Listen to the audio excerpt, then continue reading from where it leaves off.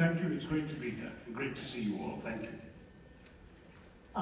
At the very outset, even at the cost of seeming to engage in a ritualistic incantation, I am deeply grateful to the organizers of this festival for asking me to engage in this conversation with a dear friend of many decades. I am a newcomer to Stanford, as the intro pointed out, having just joined the Hoover Institution a mere 3 weeks ago, which makes this event particularly momentous and significant. And what's worse is he gave up the best title in American academia ever. He was the Rabindranath Tagore Professor of Indian Civilization.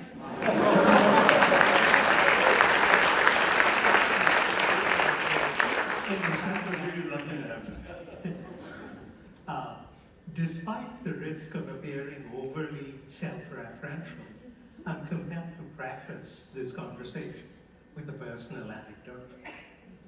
It was a typical sultry afternoon over 5 decades ago at St. Xavier's Collegiate School in Calcutta when I met Shashi on the ground floor corridor during our lunch recess. Many of us already had an inkling of his subsequent literary fame and success, as he was one of the key editors of the school newspaper, Nihil Ultra, Nothing Beyond. Shashi, who was a year senior to me, stopped and turned around to ask me if I was Shumit Ganguly. Somewhat abashedly, I said yes, indeed, I was. To my utter delight, he told me that he had been reading my columns in the paper and that he was quite impressed with their quality. That, to coin a phrase, was the start of a beautiful friendship. Of course, little did I know at that time that over 50 years later, I would have the privilege of participating in a conversation with him here at Stanford. And so without any further ado, I'm going to plunge into a series of questions. We were both teenagers a long time ago when you were publishing in the Junior Statesman, later JS, and at the cost of dating us both, in Eve's Weekly, and the Illustrated Weekly of India, the venerable magazine edited by Krishwan Singh. Sadly, all of them are now gone. It is possible that today you are inclined to treat those literary forays as mere juvenilia. However, at that stage, were you envisaging a career, a literary career, rather than this extraordinary career in diplomacy with your literary pursuits merely as an avocation? It's tough to put oneself back in one's teenage shoes. I'm not quite sure that I was very clear on what I wanted to do. I had a number of interests and I was pursuing them all, as teenagers tend to do, and somehow I never quite grew out of that, I think.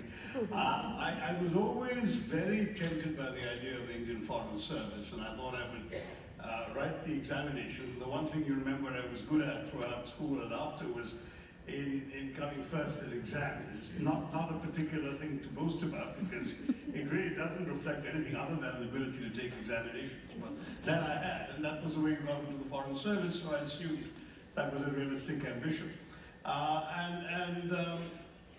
And then I enjoyed writing. And once you've seen your name in print, it's as addictive as the first bite of chocolate or the first kiss or whatever else your addiction happens to be.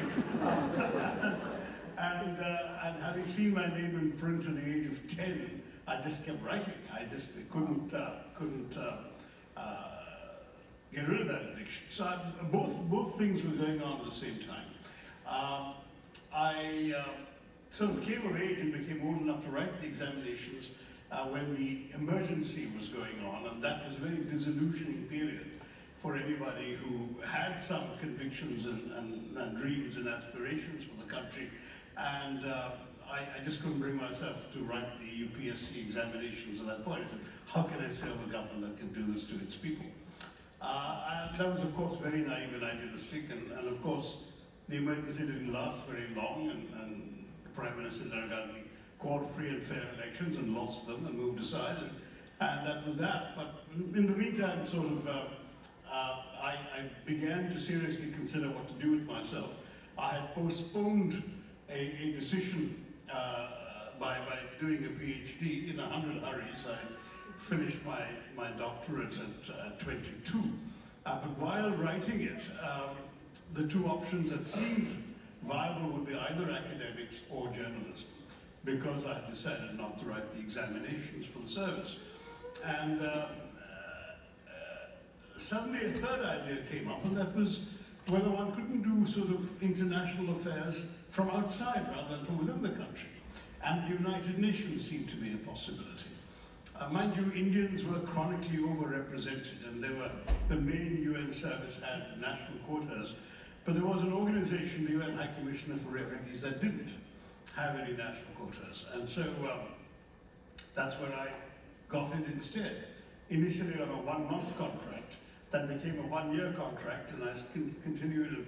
When I joined it in 1978, having defended my thesis on a Friday, got on a plane Saturday, arrived in Geneva Sunday, and began work on Monday, wearing a borrowed tie because I'd forgotten to pack any. When all that happened, I little realized that I was launching a 29-year career in international affairs. Now, I'm not sure anymore whether that answers your question, but I think if that had not happened, the other thing I might have done would have been to go into journalism. It was certainly a world I knew because my dad was on the other side of the fence. He was an advertisement manager for a leading Indian newspaper. So I could have, I had newspaper ink running in my veins from a very young age. But this is the career that opened, and then I did this and wrote nights and weekends and wrote books instead of journalism. Just to depart from the script, two issues or episodes, vignettes occur to me. One was you had seriously considered at one point, as you were finishing your PhD, to go back and run a magazine by Bhavani Sengupta. Yes, Perspectives, that's what happened. Yes, oh, you remember that. I'd forgotten it myself. Bhavani Sengupta was this Bengali intellectual displaced in Calcutta who started a magazine called Perspectives, which actually didn't last very long, didn't outlive him. But while it was on, it had some very interesting writing, and I think he had persuaded me to contribute a couple of articles to it, and then he did offer me the editorship. But I don't think I really thought of it very seriously. The other thing he did was found the Center for Policy Research, the think tank which then grew to become India's most important and influential, and is now in the process of being decimated by the present government. And the other, your long statement response triggered something else in my mind. And again, you find this amusing, and perhaps you might actually even recall this. Since you were a year ahead of me, I looked up to you for many things, quite apart from the student newspaper and JS. But I distinctly remember you telling me that for the Indian history paper, you said, use very good English and put in as many quotes as you can imagine. And Dr. Hunchdale, his name was Siddheswari Prasad Hunchdale. He said, Dr. Hunchdale will give you the first that you so dearly want in history. And you did get it. And it worked. And on another occasion, there was Godrej Engineer, who was our elocution teacher. You said, pick out a major speech and just deliver it with verve. And by God, you'll be first. Lo and behold, that too worked.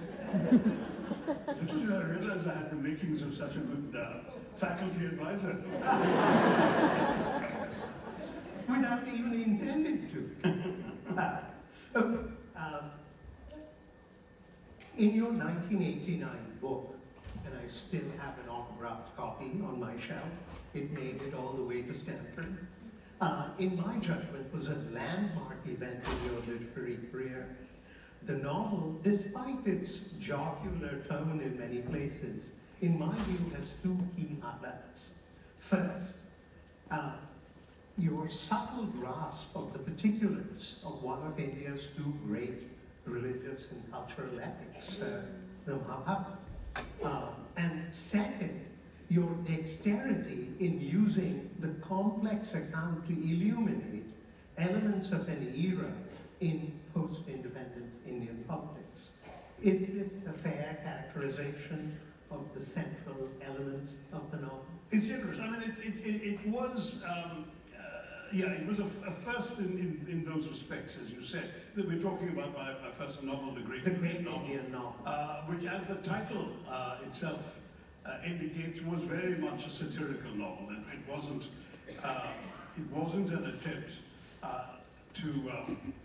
or rather, it was an attempt to tackle two very serious issues: the Mahabharata, which had this huge sort of place in the Indian public consciousness, and the popular understanding of the nationalist movement and the freedom struggle, and then the trials and tribulations of independence. In an allegorical form, by taking the stories, incidents, characters, and even philosophies in the epic and transmuting them to the 20th century.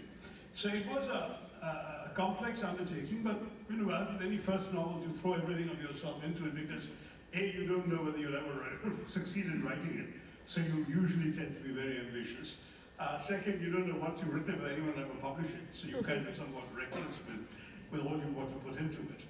And third, you never know if you'll ever do it again, so you may as well throw everything that matters to you into it. So it became my sort of great evocation of everything that mattered to me in 20th century India, and at the same time, having been a relatively recent graduate of St. Stephen's College, where the pun is sort of the fundamental sort of mark of Stephanian existence, or used to be anyway in those days. One wanted to be as tongue-in-cheek and humorous as possible. And I tried a number of stylistic experiments too. I mean, as many of you probably know, the Mahabharata is actually not a prose epic, it's a poem, and it's the world's longest poem, 5 times the length of the Bible. And most translators have either just simply defeated by the epic of rendering that entire thing in verse, and so they've either done it in prose and just told the story of Mahabharata, or there was a particular Professor P. Lal in Calcutta who wrote what he called a transcreation of the Mahabharata, in which he told the story but occasionally burst into verse to convey something of the poetic quality of the original.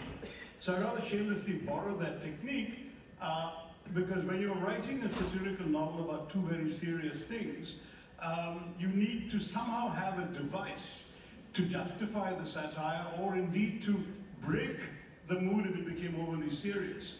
And verse seemed to me to offer the best way of doing it. So every once in a while the novel breaks into limericks and doggerel and lyrics and even sometimes a sort of mock serious retelling of the Bhagavad Gita and iambic tetrameter.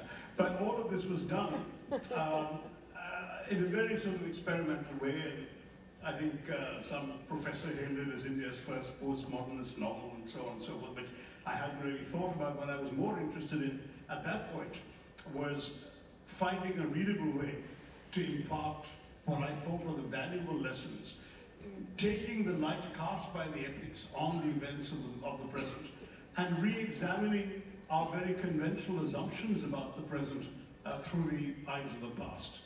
And anyway, it seemed to work because it won a few awards and is still in print all these decades later. 35 years ago it was first published, and it's very gratifying to me to see young people who weren't born when the book first came out coming to me, clutching copies and asking for signatures. So that's a gratifying moment for me as a writer. To move on, in 1992 you published Show Business, which I think is the most delightful send-up of Bollywood. The satirical quality of that novel centered around the character of Ashok Banjara, and I won't reveal to this audience whom it's modeled after. People can guess from the initials right there. Lest somebody threatened to decapitate me.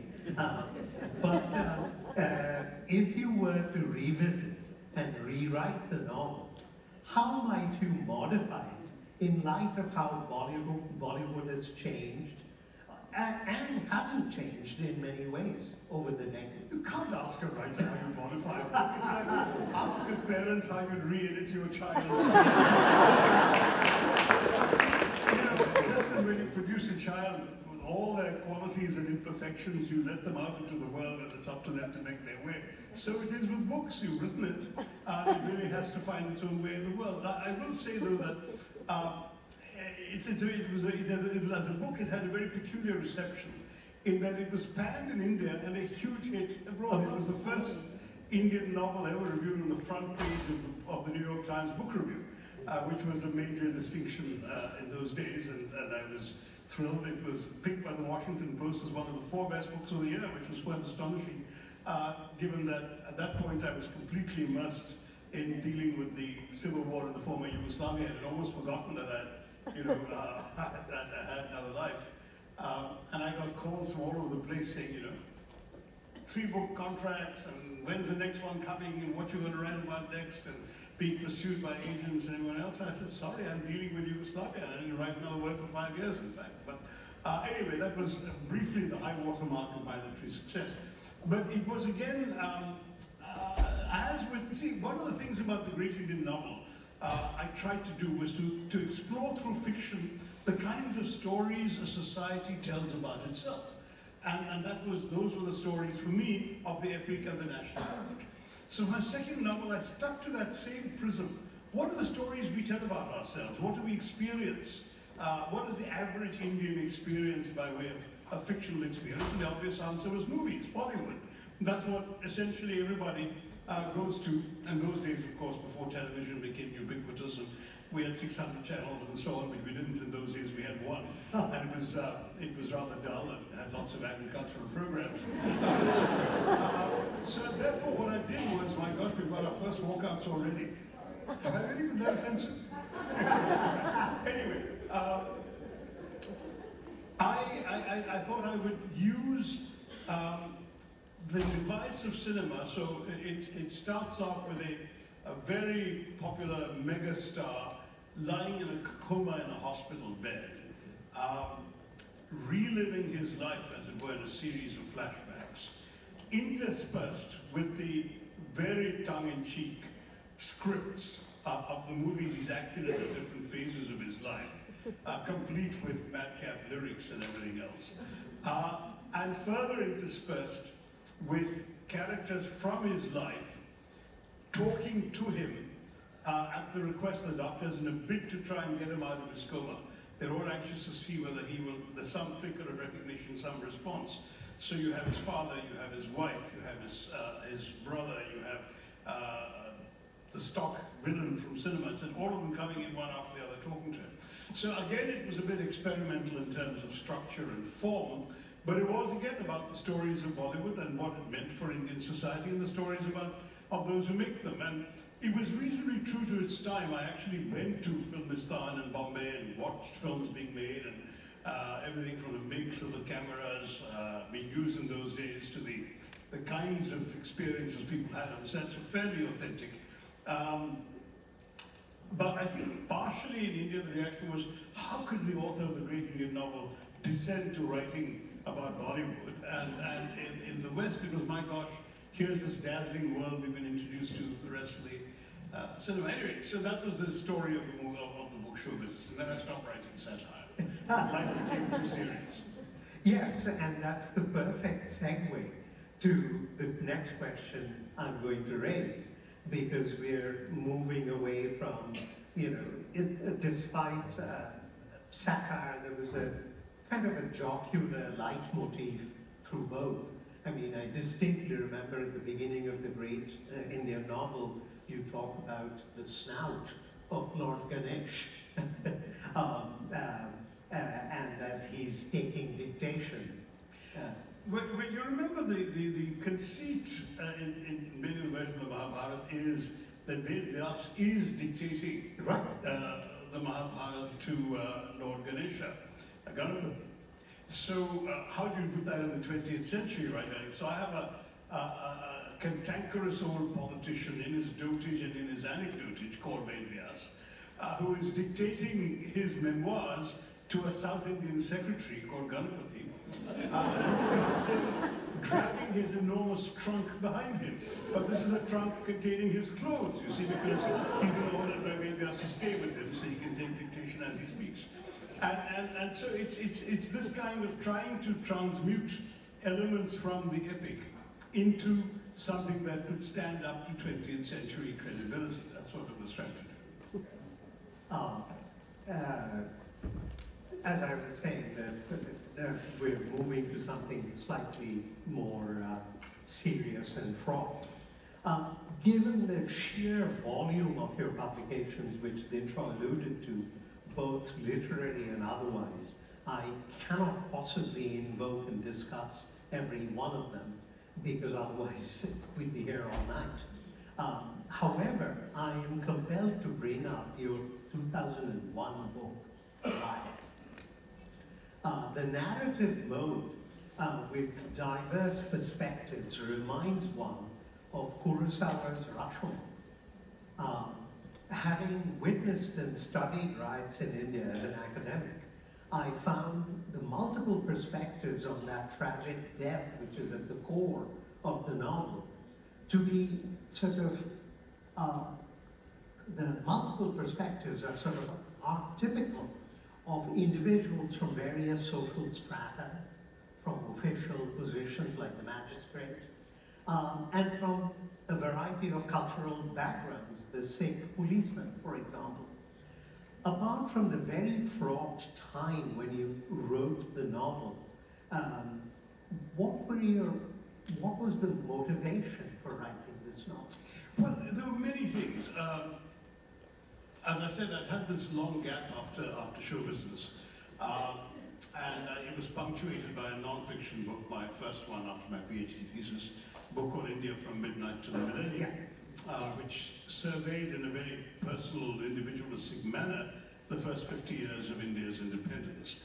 Having published that, my workload and responsibilities in the UN kept going up as well, so finding the time to write was more and more challenging, but I was more and more disturbed by what I was seeing happening in India.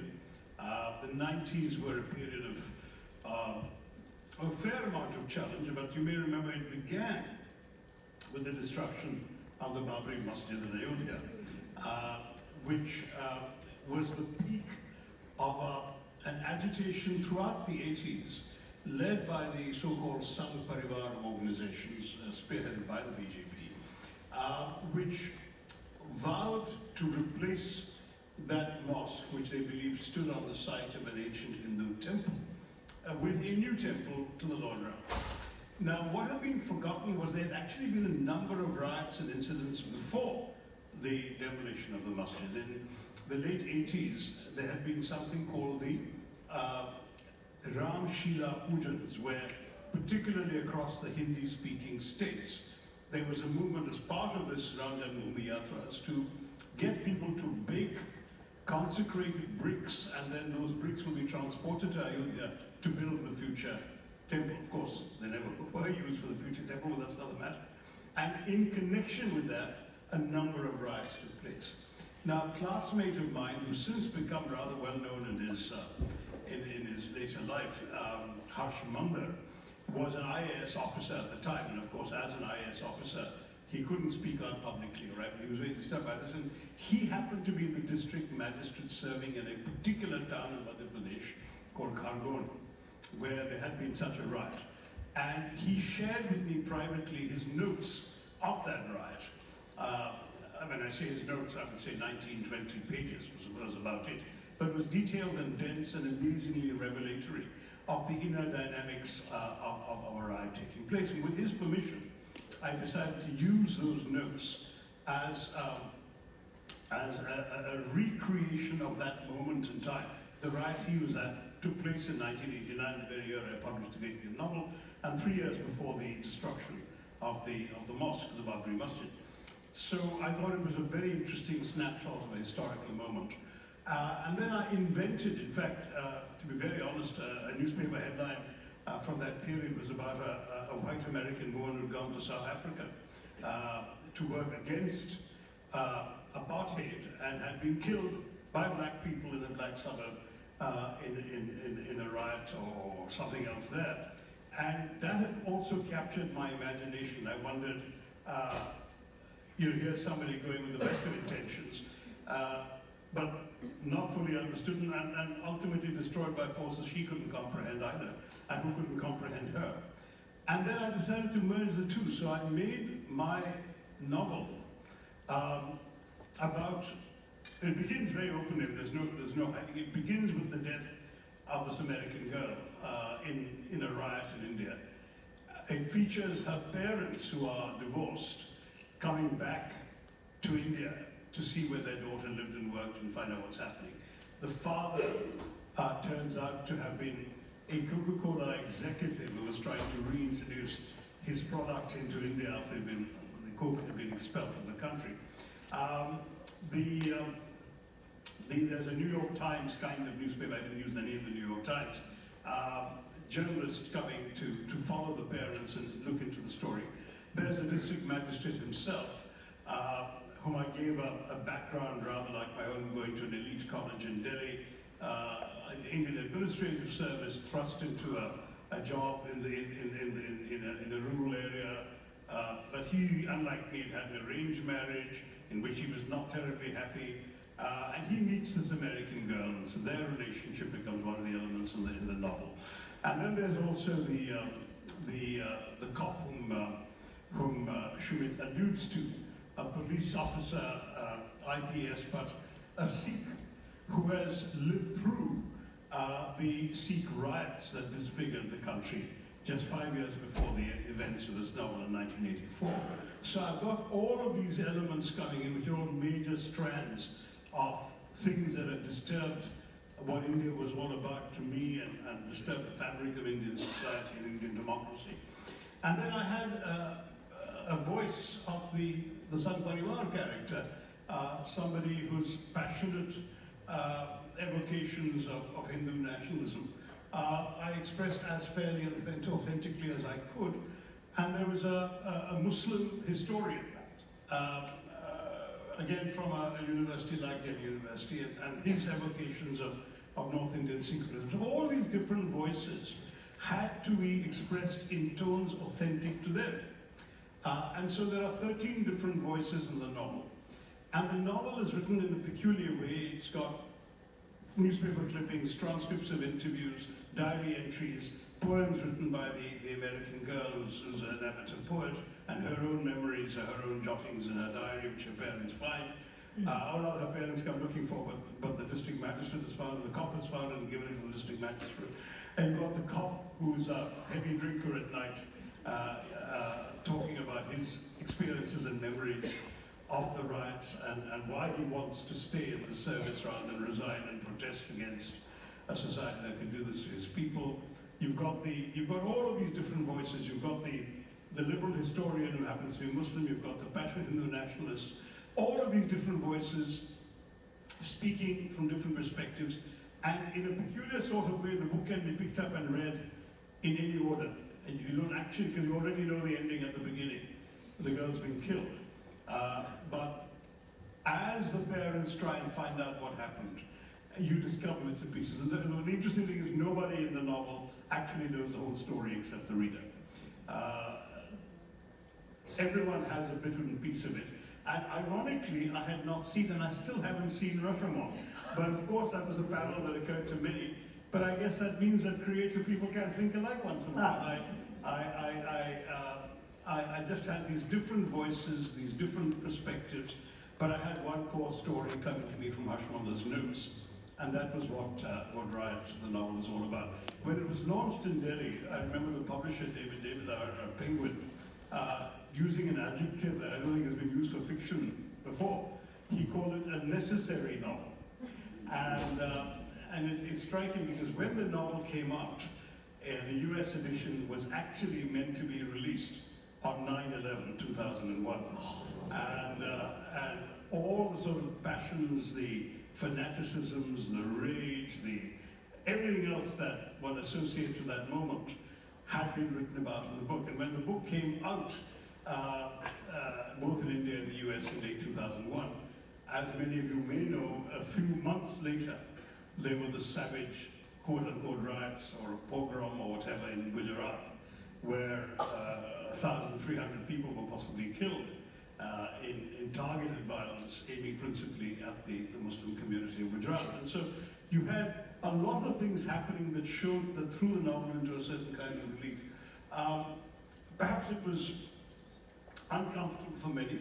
I don't know whether it ever did as well as I believe it deserved to do, but I'm very proud of it, and it stands by it. So actually, I haven't written a novel since, for other reasons, and the other reasons are that I think with fiction, you need not just time, which was challenging enough for me as a full-time employee of the UN and later as a full-time politician, but you need a space inside your head to create an alternative moral universe, to populate it with characters, episodes, incidents, lines of dialogue that should be as real to you while you're inhabiting that world as the world you're actually living in.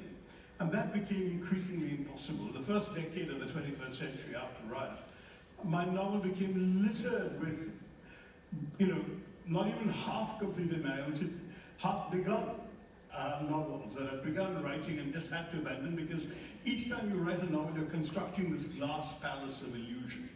And every time it's interrupted, you're dragged away to something more urgent, more important. A crack develops in that bag. And that happens too often. The cracked glass shatters and the whole palace collapses on you. And that happened to me 3 or 4 times with different attempts at novels. And I finally said, this is crazy, I can't keep doing this.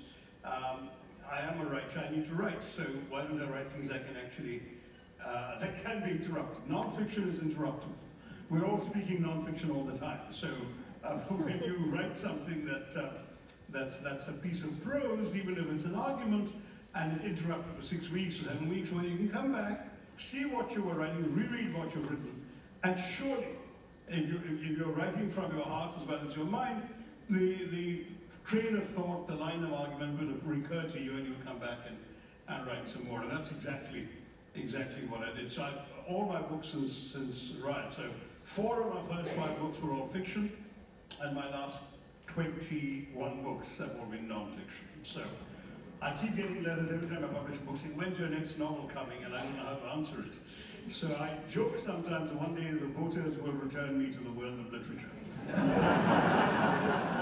maybe I will. Not anytime soon. I'll try and go back.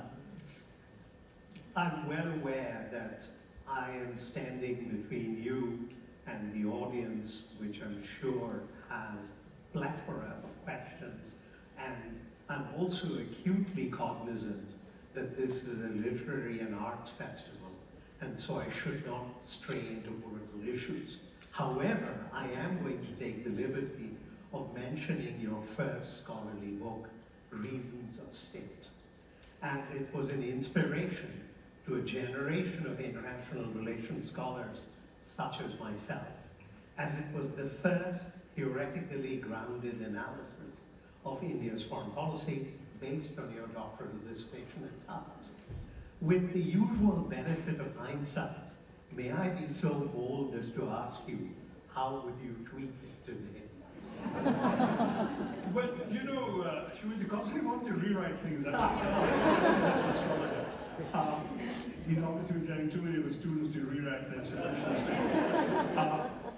I think it was true to its time. It was a book about the making of Indian foreign policy, institutions, personnel, processes, under Indira Gandhi's first term, 66 to 77, but there was and the book was published in 81, so there was a little epilogue trying to bring it up to date. And its originality was that I was incredibly lucky with the time I was doing it, that I had a lot of candid interviews that would not normally have been available. What happened was that my thesis proposal was approved just about the time that Indira Gandhi's government fell in March of 77.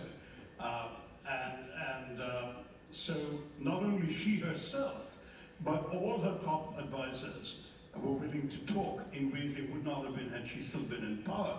Because at that point, it was for a brief spasm of time, for about a year, it was assumed she was done for good and would never come back. So everyone was talking very freely. She had 4 foreign ministers who were all alive and all willing to talk. And all her principal advisors in her office were willing to talk. And so I had the most astonishing collection of candid interviews. Unfortunately, recorded on cassette tapes that have since been destroyed with humidity and time. But I did take notes, and I had a key for the thesis advisors as to which interview corresponded to which, since they were confidential for the most part, other than her own interview, which was on the record.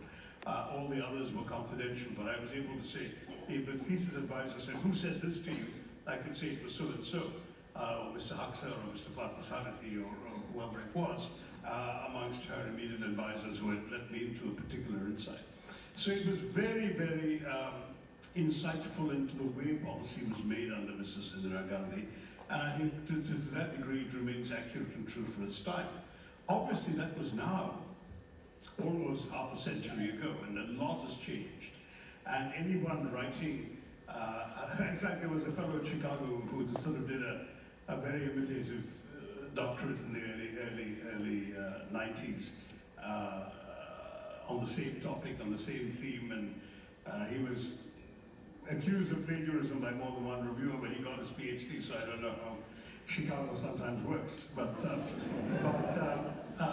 I think anyone writing one today would have a more challenging time, both because of the various administrations that followed Indira Gandhi being so different from each other, and there were very many differences, but also because in recent years we have seen certain divergences in the assumptions and nature of Indian foreign policy making, which would, I think, be a little more challenging to capture. But it's been for me, it's a book I'm proud of. Of course, it's the very first book I ever published, and it's also a book emerging from a doctoral thesis, which you know, many doctorates never get published. So it was special for me to be able to have that opportunity to see the book in print. Thank you. Thank you. I believe now Dinshaw is going to open up the floor to the audience, and he will be, and there are microphones in both aisles, so please line up before the microphone